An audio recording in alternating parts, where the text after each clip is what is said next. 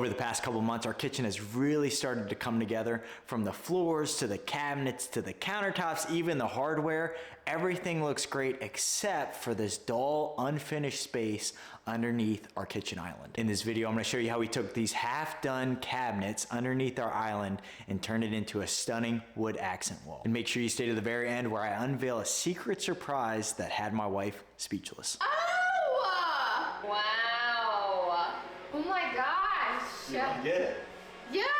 Let's flash back a couple days where I measured and cut the plywood for the base. So this is what the back of the cabinets look like right now without the wooden slats. You see we're gonna have to move around those two metal supports that are holding up the actual countertop. And then also the outlet is in the corner, the little outlet bar. We're gonna have to incorporate that as well. But the game plan is to go ahead and instead of measuring all the distances and then going out and cutting it, I'm just gonna throw up the half-inch piece of plywood. That's what's gonna be my base essentially, and then scribe it to the countertop. And then go out to the sunroom, cut it, and then hopefully it's a good fit.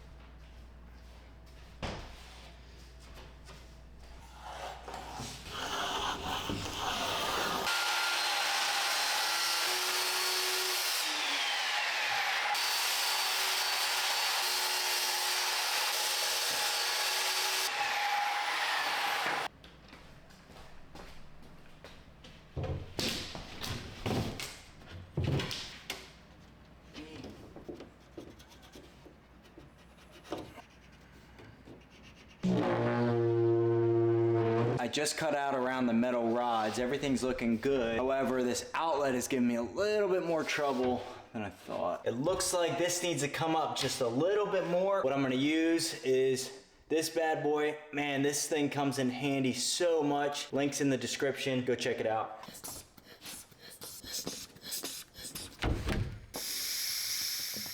All right, that's gonna work. There it goes. Now that we know that half-inch piece of plywood is cut to size and fits perfectly in that opening, I'm gonna go ahead and take it back out to the sunroom and we'll paint it all black. While the half-inch plywood is drying, I'm gonna go ahead and take the 3/4 inch plywood and just start ripping it down to be used for the wooden slats.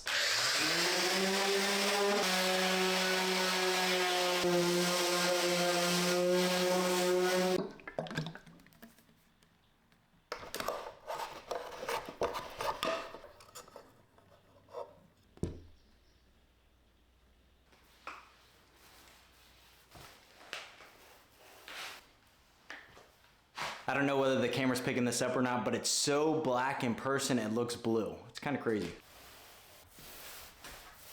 Now it's time to cut the wood slats. I picked up this plywood from Lowe's this morning. It's an oak veneer top. I've never paid $90 in my entire life for a piece of plywood. So fingers crossed, hopefully it turns out. They didn't have the regular pine plywood at Home Depot, the one that I was at, so I went to Lowe's and ended up spending double. So let's mark some lines and get to ripping.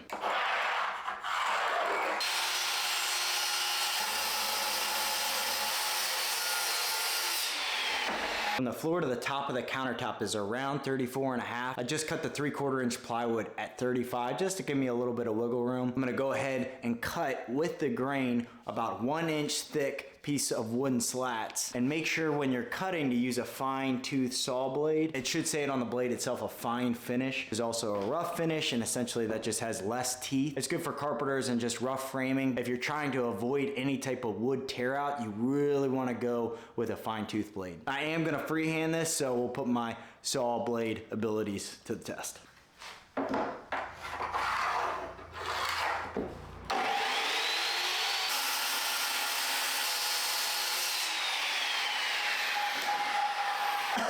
Two down, probably like 15 more to go.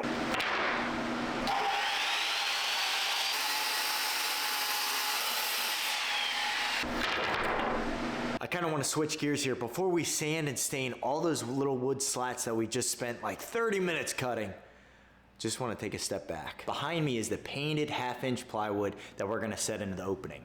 So once I set that, I'm going to caulk all the way around it, finish it off with some black paint, and then we can go back to staining and finishing those slats.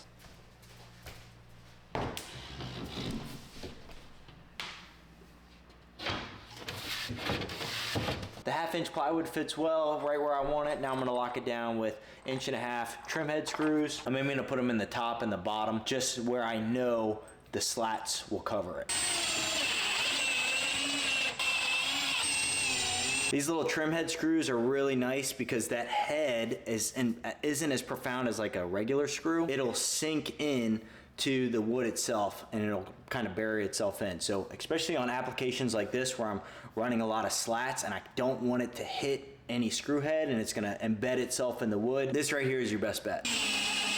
I'm clocking out for the night. After I installed the trim head screws, I went back over with some caulk, just kind of filled in the outlining gaps. Gonna let that dry, gonna come back tomorrow and hit it with a quick paint, and then we'll start installing the slats. So I'll see you guys then. All right, it's the next day. I've already did some things off camera, sanded all the wood slats. Right now I have about 65 of them. Just hit them with a quick 180 grit sandpaper just to knock off any high spots or any like rough patches that you're gonna see when I go ahead and stain it. Now I'm gonna take them all from the sunroom out to the back deck. I'm gonna lay them all out and then we can prep for staining.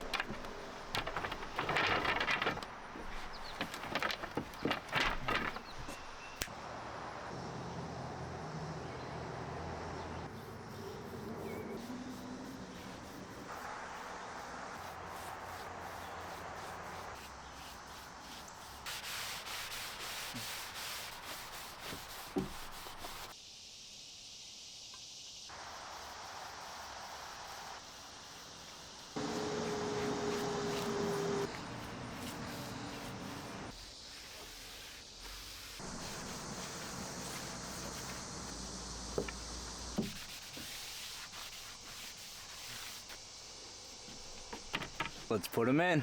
All the tools that we have ready to set the slats are right on this island over here. That includes a trim gun. I'll be shooting these 1¼ inch trim nails through it and then also backing it up with some liquid nails on the backside. I don't want a bunch of holes that I have to come back and wood fill. That's the motto for tonight. Less holes, the better.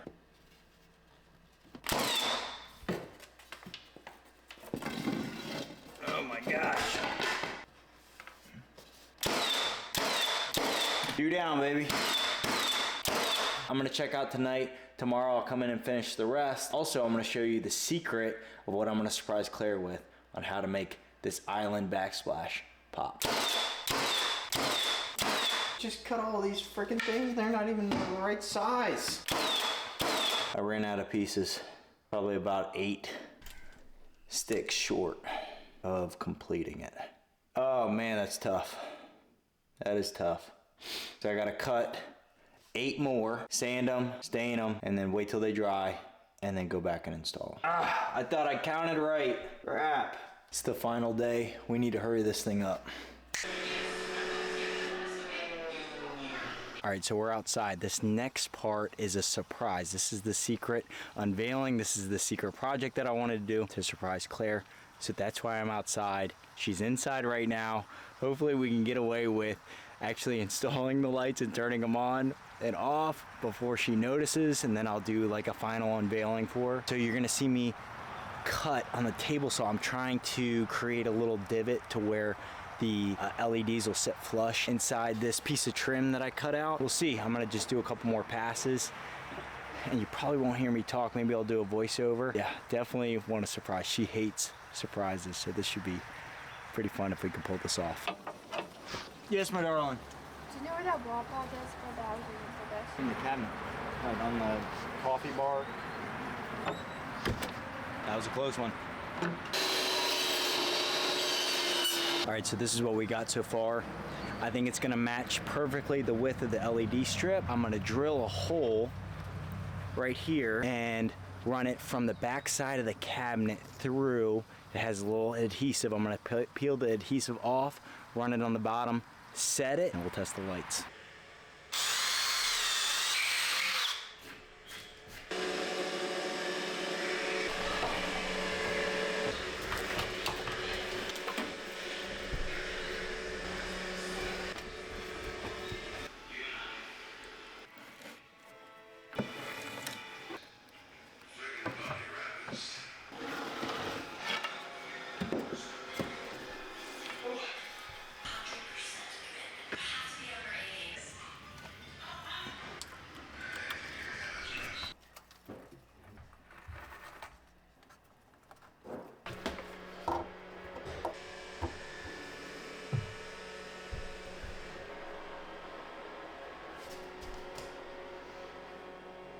Do the honors.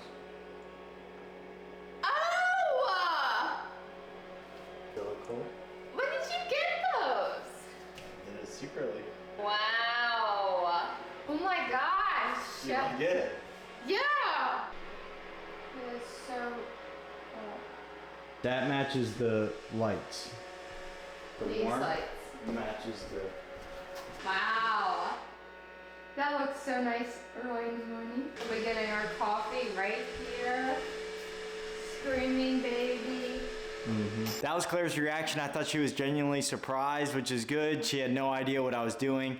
She was actually painting in the hallway when I was secretly going back and forth, cutting out that piece of trim, and then actually wiring up the lights. And the lights I used for the island are these bad boys right here. I can leave a link down below. So this is what it looks like now. I have it propped up with some wood. I ended up putting some all-purpose construction adhesive kind of all over the piece of trim, and now I just have it pressed up. I'll probably leave that overnight, about 24 hours, so it can cure and harden. There was no other way to mount that wood to the countertop. I couldn't shoot it into anything else. There was no other wood support, so I just went the glue route. Again, when you think about it, no one's gonna be pulling on it. It's just for looks. I think it's gonna do its job. I'll check in with you guys tomorrow. I'll leave this overnight, and then I'll come back, caulk, paint, sand, and I'll show you the final reveal. It's the last night, and I just touched up the trim at the very top, but this is what it looks like right now with the lights on. Let's go ahead and turn the lights off. I love how these lights turned out. It just makes the whole island pop. It just does a great job at tying everything together, especially matching the top lights above the island. It really helps set the mood in the kitchen, and I'm glad we spent an additional $70 on those LEDs. Let's talk numbers real quick. So all in, this project costs around $220, give or take. Is $90 for the red oak plywood, which is ridiculously expensive, but paid it anyways. You don't have to go that route if you don't want to. $30 for the 1/2-inch plywood, $15 for the paint and like roller miscellaneous paint material, $15 for the trim, and then about $70 for the LED lights. So all in, you're at, like I said, $220. But that's all we got for tonight. If you're interested in how I finished off my pantry cabinets and went ahead and installed trim above, I'm gonna leave this video right here. So once you're done with this video, go check that one out. But that's all I got for tonight. Make sure to like, comment, subscribe, and I'll see you on the next one.